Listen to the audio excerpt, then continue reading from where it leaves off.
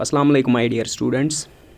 I am your Arif sir and today we are going to study chapter number 3 of our Connect with Computer subject class 5th. This is lecture number 1. So let us get started. So chapter number 3 of our computer subject is titled as More About Windows. So in this chapter we will study Introduction to Operating System, Files and Folders, the Computer Folder, Navigating with Windows Explorer, and some of other topics like creating a new folder or file, renaming and copying of a file or folder, moving a file or folder, deleting a file or folder, and searching for a file. So let us get started from Introduction to Operating System. Windows. Actually Windows जो है it's an operating system. More properly I would say MS Windows, Microsoft Windows operating system. So we know that what is a software, and now we'll study about operating system. An operating system is a system software, simply a software, a system software that creates an interface between the user and the hardware of the computer. ये ज़रूरी होता है कि जब हमें अपने laptop को, अपने कंप्यूटर को इस्तेमाल करना है, हम इस्तेमाल करते हैं सिस्टम सॉफ्टवेयर का किसके साथ? इंटरैक्ट करने के लिए हार्डवेयर के साथ. जैसे कि हमें पता है कि हार्डवेयर जो है वो बाइनरी लैंग्वेज समझता है, लेकिन हम जो लोग हैं हम समझते हैं इंग्लिश लैंग्वेज या Urdu language, Hindi language, Kashmiri language.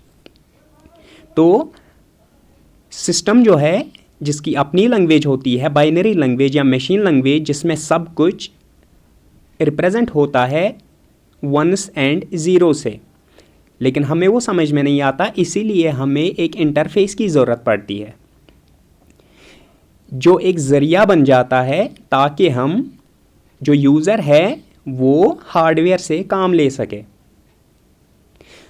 तो एग्जाम्पल से समझाता हूँ. जैसे कि हमारी बॉडी है, we are having several parts.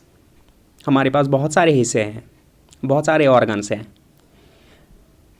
Now all the parts are working when our heart is working. तो ये सारे हिस्से तभी काम करते हैं जब हमारा हार्ट जो है वो वर्क करता है. और हर किसी हिस्से का हमारी बॉडी में अपना अपना एक काम होता है. Suppose mouth for eating, years for hearing and so on. Here जो हार्ट है वो मान लीजिए आप हमारा सिस्टम सॉफ्टवेयर है, एंड जो बाकी पार्ट्स है, ह्यूमन बॉडी पार्ट्स है, they are called application softwares. हम मान लेते हैं, ठीक है. तो जब तक हार्ट वर्क करेगा तभी हमारे बाकी हिस्से जो है वो भी वर्क करते रहेंगे. और ऐसे ही जब तक हमारा सिस्टम सॉफ्टवेयर काम करेगा तभी तक जो बाकी एप्लीकेशन सॉफ्टवेयर से जो हमने पढ़े हैं चैप्टर नंबर 2 में वो काम करते रहेंगे, क्योंकि वो एक प्लेटफॉर्म तैयार करता है. एक सिस्टम सॉफ्टवेयर जो है, ऑपरेटिंग सिस्टम जो है, वो एक प्लेटफॉर्म तैयार करता है जिस प्लेटफॉर्म पे एप्लीकेशन सॉफ्टवेयर्स रन होती है. तो अगर सिस्टम सॉफ्टवेयर नहीं होगा, ऑपरेटिंग सिस्टम नहीं होगा, तो एप्लीकेशन सॉफ्टवेयर्स किसी काम के नहीं है. ठीक है बेटा.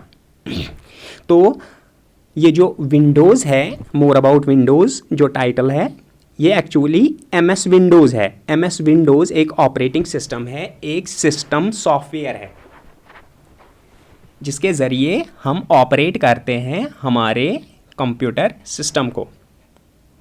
माइक्रोसॉफ्ट विंडोज़ जो है, ये जो ऑपरेटिंग सिस्टम है, ये GUI बेस्ड इंटरफेस है या GUI बेस्ड ऑपरेटिंग सिस्टम है। GUI की फुल फॉर्म है ग्राफिकल यूज़र इंटरफेस, यानी कि ग्राफिक्स के ज़रिए हम काम करते हैं विंडोज़ ऑपरेटिंग सिस्टम के ज़रिए। जैसे कि ग्राफिकल इंटरफेस क्या होता है, ग्राफिकल यूज़र इंटरफेस क्या होता है कि हम कोई भी ऑपरेशन एग्जीक्यूट करने के लिए, कोई भी काम करने के लिए हम सिलेक्ट करते हैं आइकॉन्स हमारे सिस्टम पे जो होते हैं, चूज़ करते हैं options from A list of commands called menus. For example, जब मैं अपने लैपटॉप को ओपन करता हूँ बेटा, तो सामने जो स्क्रीन आता है जिसे हम डेस्कटॉप स्क्रीन कहते हैं, अगर मैं वहाँ पे राइट क्लिक करता हूँ अपने माउस पैड से या माउस से राइट क्लिक अगर मैंने की, वहाँ पे सेवरल ऑप्शंस शो होते हैं और उन्हीं ऑप्शंस में मैं किसी एक ऑप्शन को सिलेक्ट करता हूँ। ठीक है, जैसे कि वहाँ पे ऐसे ऑप्शंस होंगे कि अगर आपको कट करना होगा, कुछ पेस्ट करना होगा, कॉपी करना होगा, डिलीट करना होगा, प्रॉपर्टीज़ चेक करनी होगी, स्कैन करना होगा, रिफ़्रेश करना होगा, तो बेटा उन ऑप्शंस में से मैं किसी को सिलेक्ट करता हूँ और वो ऑप्शंस, वो मेन्यूज़ जो है वहाँ पे, वो कौन देता है? वो ऑपरेटिंग सिस्टम देता है, graphical user interface operating system देता है। तो विंडोज़ ऑपरेटिंग सिस्टम जो है वो एक ग्राफिकल यूज़र इंटरफेस है जिसमें आइकॉन्स होते हैं। कोई भी काम करना होगा, हम सिलेक्ट करते हैं आइकॉन्स को या चूज़ करते हैं ऑप्शंस को। ठीक है बेटा, तो ये हो गया ऑपरेटिंग सिस्टम। तो विंडोज़ जो है वो एक ऑपरेटिंग सिस्टम है जिसका यही काम है जो मैंने बताया अभी तक। ठीक है, okay. Now files and folders, दूसरा टॉपिक जो है फाइल्स एंड फोल्डर्स है। तो पहले फाइल्स के बारे में जान लेते हैं, क्या होती है file. A file is a collection of information. File जो होती है बेटा वो इंफॉर्मेशन होती है, सिंपली बहुत सारी इंफॉर्मेशन हम जहाँ पे सेव रखते हैं, एक जगह रखते हैं, वो फाइल कहलाती है। जैसे कि अगर मैं अपने सिस्टम में एक लेटर टाइप करता हूँ किसी भी टेक्स्ट एडिटर सॉफ्टवेयर में, तो जब मैं उसे सेव करता हूँ वो फाइल बन जाती है क्योंकि मैंने उसमें कुछ इन्फॉर्मेशन सेव की है। तो ऐसा ज़रूरी नहीं है कि सिर्फ टेक्स्ट ही हो इन्फॉर्मेशन, बल्कि पिक्चर्स हो सकती है, साउंड्स हो सकती है, मूवीज़ हो सकती हैं एंड सो ऑन। जैसे कि हमारे लैपटॉप में अगर मूवीज़ है, बहुत सारी मूवीज़ है, वो सारी फाइल्स है। अगर हमारे पास साउंड्स है यानी कि म्यूज़िक है, वो सारी फाइल्स है। वो जो एक गाना है, वो जो एक सॉन्ग है, वो एक पर्टिकुलर फाइल है। जो हमारी पिक्चर्स है, हमारे फ़ोटोज़ है, वो एक फ़ोटो जो है वो एक फ़ाइल है। ठीक है बेटा, तो एक सिंगल डॉक्यूमेंट में टेक्स्ट हो सकता है या एक सिंगल फाइल में टेक्स्ट हो सकता है या उसमें पिक्चर्स हो सकती है, साउंड्स हो सकती हैं या मूवीज़ हो सकती है बेटा। ठीक है, और different types of files have different icons. हर किसी फाइल का अपना अपना एक अलग आइकॉन होता है। उस आइकॉन के ज़रिए हम उस फाइल को रिकॉग्नाइज़ कर सकते हैं, उसे जान सकते हैं कि ये जो फाइल है ये किस सॉफ्टवेयर में बनी है, ये किस सॉफ्टवेयर की फ़ाइल है, ये क्या फ़ाइल है। जैसे कि अगर मेरे पास फ़ोटो है तो मुझे पता होना चाहिए कि ये .jpeg फाइल है, क्योंकि फ़ोटोज़ का एक्सटेंशन होता है JPG या JPEG। तो ऐसे ही अगर हमारे पास एक साउंड है, फॉर एग्ज़ाम्पल कोई सॉन्ग है, तो उसके आखिर में लिखा होगा .mp3, तो उस mp3 के ज़रिए मुझे ये समझ में आना चाहिए कि ये एक कौन सी फाइल है, एक ऑडियो फाइल है। ठीक है, ऐसे ही टेक्स्ट जो है, एक सिंपल टेक्स्ट जैसे कि नोटपैड है, वहाँ पे जो फाइल होती है जो बनती है उसका एक्सटेंशन आखिर में रहता है .txt, टेक्स्ट फाइल, एक सिंपल टेक्स्ट फाइल। ठीक है बेटा। तो आइकॉन्स एक्सटेंशन से मिलते हैं, यानी कि कौन सा एक्सटेंशन होगा फाइल का, उसी के तहत जो आइकॉन है वो बन जाता है। जैसे कि जब मैं MS वर्ड ओपन करता हूँ, एक सॉफ्टवेयर MS वर्ड जिसका नाम है, जब मैं उसमें डॉक्यूमेंटेशन करता हूँ, उसको सेव करता हूँ, उसमें अपना एक आइकन बन जाता है और उस पे लिखा होता है W, उस आइकॉन पे लिखा होता है W, जिसके ज़रिए मैं पहचानता हूँ, उस आइकॉन के ज़रिए मैं पहचानता हूँ कि ये जो फाइल है ये वर्ड की फ़ाइल है, MS वर्ड सॉफ्टवेयर की फ़ाइल है। ठीक है बेटा। तो हर किसी फाइल के दो नाम होते हैं, नाम तो एक ही होता है लेकिन जिसके दो हिस्से होते हैं। एक को कहते हैं हम प्राइमरी नेम और दूसरे को कहते हैं हम सेकेंडरी नेम। ठीक है। तो प्राइमरी नेम कौन सा होता है, जब मैं सेव करता हूं फाइल को। जैसे कि मैंने एक फाइल बनाई है MS वर्ड में फॉर एग्जांपल, जिसका नाम मैंने लिखा रिपोर्ट लिखा मैंने उसका नाम, और जब मैंने रिपोर्ट लिखा नाम उसका सेव डायलॉग बॉक्स पे, मैंने जब सेव की वो फाइल, तो उसमें एक्सटेंशन ऐड हो जाता है खुद ही, क्योंकि मैंने वो MS वर्ड में बनाई है। तो उसका जो एक्सटेंशन है वो .doc या .docx आ जाएगा खुद ही। वो जो नाम मैंने रिपोर्ट लिखा सेव एज डायलॉग बॉक्स में, वो कहलाता है प्राइमरी नेम फाइल का। और जो वो एक्सटेंशन ऐड हुआ, सॉफ्टवेयर ने जो एक्सटेंशन ऐड किया .docx या docx सिंपली, तो उसको कहते हैं हम या तो फाइल एक्सटेंशन या तो सेकेंडरी नेम। ठीक है। तो जैसे कि अगर एक फ़ोटो है मेरे फ़ोन में, जिस फ़ोटो का नाम मैंने लिखा है आरिफ, तो आरिफ जो है वो प्राइमरी नेम हो गया उस फ़ोटो का, और उसके बाद में .jpeg होगा, .jpeg होगा, उसको कहते हैं हम फाइल एक्सटेंशन या सेकेंडरी नेम। वो सेकेंडरी नेम या फाइल एक्सटेंशन डिक्टेट करता है कि ये कौन सी फाइल है, किस सॉफ्टवेयर की फ़ाइल है और किस में ओपन होगी, किस सॉफ्टवेयर में ओपन होगी। ठीक है बेटा।